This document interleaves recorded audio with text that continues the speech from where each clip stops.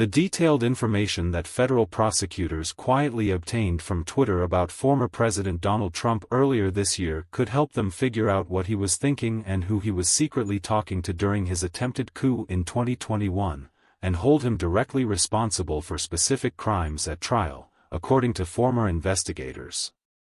Earlier this year, Department of Justice Special Counsel Jack Smith got data on what links Trump clicked on before publicly lying about 2020 election fraud, who he communicated with privately before entering meetings to concoct his plan to stay in the White House, and whether his phone was the one used to post tweets and engage in private chats.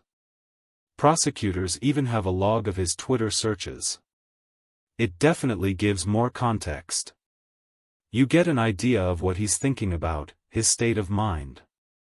It's potentially really great stuff, Georgia State University Law School professor Karen Morrison, a former prosecutor.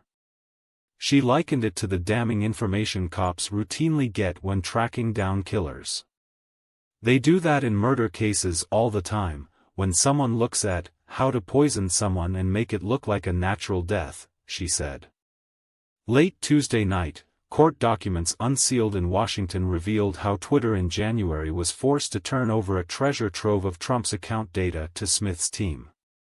The news further explained why exactly billionaire Elon Musk's company, now named X, had to pay a $350,000 fine for dragging its feet and ignoring a federal judge. But the latest batch of court transcripts shows that Smith's prosecutors were keen on obtaining particular types of information from Trump's Twitter account, private messages, deleted ones, and even what online material he viewed at specific times. Prosecutors can put together a more comprehensive story about the president's actions those days, not just his public tweets, said Jeffrey M. Cohen, a former federal prosecutor who worked on public corruption cases and now teaches at Boston College Law School.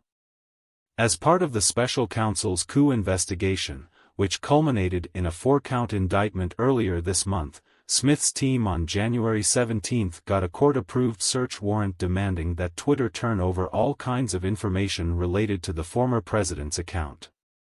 Twitter's lawyers pushed back, noting the company had already turned over basic account information, even direct messages, that served as official presidential records to the National Archives and Records Administration on Trump's way out of the White House.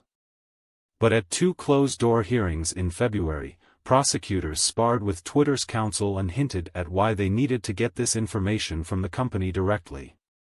First, the feds didn't want to tip off Trump. Going to NARA would have given Trump an opportunity to claim executive privilege under the Presidential Records Act, because former presidents still retain ownership rights of these official documents for 12 years after leaving office. But more importantly, the feds wanted information that probably wasn't in NARA's possession: draft DMs, deleted DMs, and even what online links Trump clicked on to watch videos or read stories at particular times. Morrison said it could help prosecutors determine if Trump had closer ties to, or was influenced by, violent, far-right paramilitary groups like the Proud Boys and Oath Keepers. It's circumstantial evidence. You can make an inference between what he looked at and what he wrote and tweeted, Morrison said. Let's say he's on the Proud Boys Facebook page, then he sends a message saying, "We're gonna have to fight." The granular computer data sought by prosecutors also includes hyper-specific location information that would show where Trump was while using the Twitter phone app, what device he was using to log in.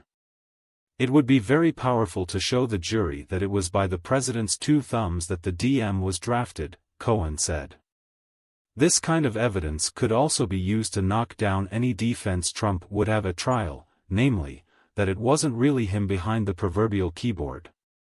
It would prevent him from claiming that it wasn't him that was doing the tweets, or that he had his press people do it, Cohen said. If they can show it was coming from him at 2 in the morning from the West Wing from his personal device, then it's good evidence he was the one doing it.